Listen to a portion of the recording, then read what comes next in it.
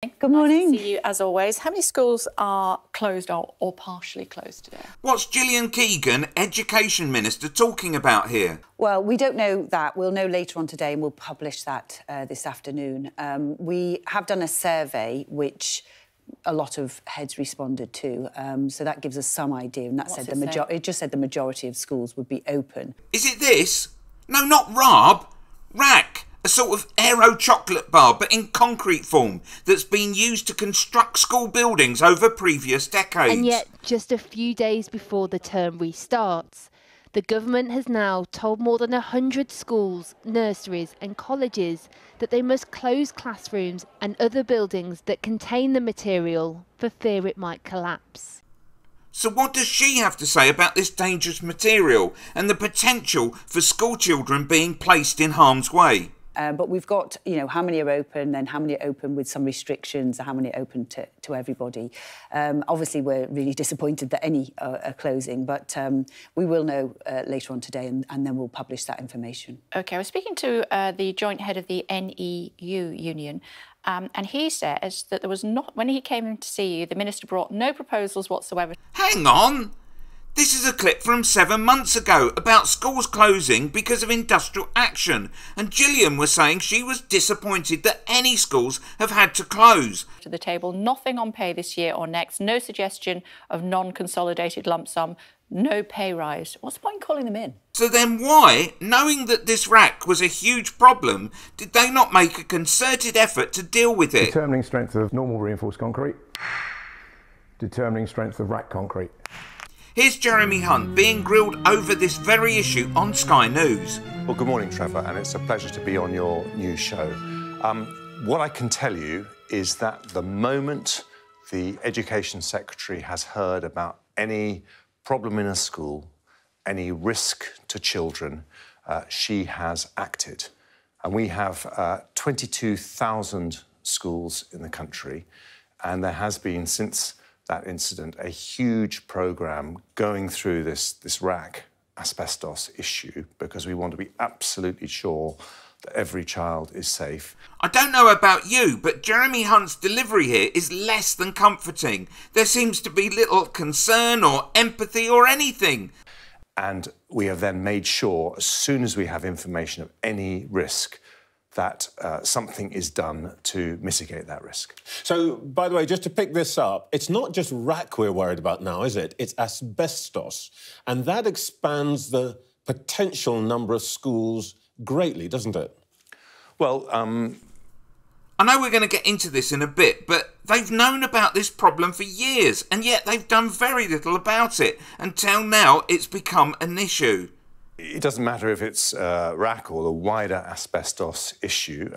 This particular recent information we had covers 156 schools. A third of those we've been able to make mitigations immediately so that they're able to operate, and the majority of the remaining 100 or so they're able to operate largely normally. But we will continue this programme because we want to make sure at every stage that schools are safe, and we will prioritise investment by the government, but if I may say so, which is my job as Chancellor. But the point is, it does make it different because we're talking now about a different scale of problem. Not 150 schools, but we may be talking about hundreds, and some people this morning are talking about thousands, if you include what we know about asbestos. So now the problem gets bigger. So the issue of identifying the risk is very important. Can you say to a parent who has to send their child to school tomorrow that they can be confident, if they haven't been told that there's a risk, that their child will be safe? They're probably watching me. Well, let them. Let them see what kind of a person I am. I'm not even going to swat that fly. I hope they are watching. They'll see.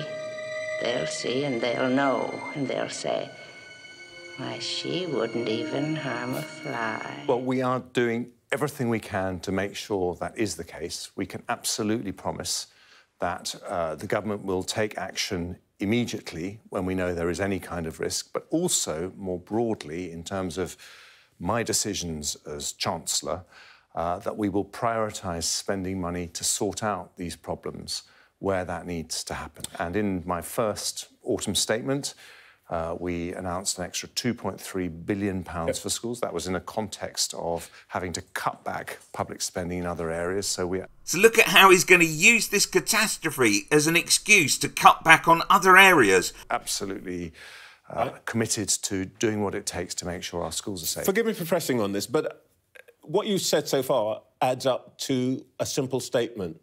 You don't know. You don't know how many schools, you don't know how many courts, you don't know how many hospitals, and worst of all, you don't know which ones.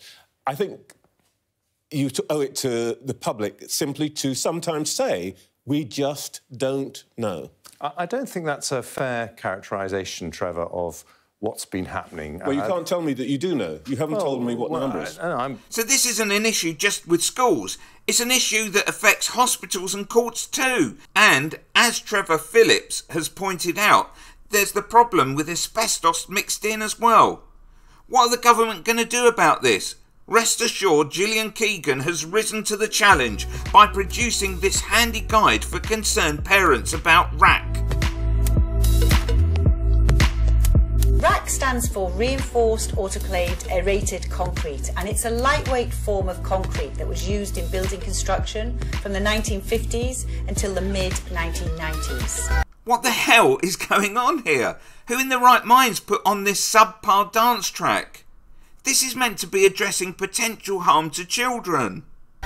Problems with the strength and durability of the material mean that some buildings may pose a threat to safety, and nothing is more important than the health and safety of children and staff. Yeah, I believe you. Now here's the big question. The industry's understanding of the risks of RAAC has evolved over time. Local authorities and multi-academy trusts are the bodies responsible for the safety of school buildings, but we've been working with them, helping schools and responsible bodies to manage the risks of RAAC since 2018. So to recap, the government aren't directly responsible, but they really have done their best to help out. But recent cases have led us to lose confidence in the structural safety of some buildings containing the material. This is such rubbish. Recent cases? Of over 22,500 schools that we have across the country, we know of 156 confirmed cases with RAAC. 52 of those schools, there are mitigations already in place. And I can't watch anymore. So, we haven't even got into the issue of the Tories pulling the plug on Labour's Building Schools for the Future programme back in 2010, when they began austerity all those years ago. Now we literally have schools collapsing because of the cuts they implemented.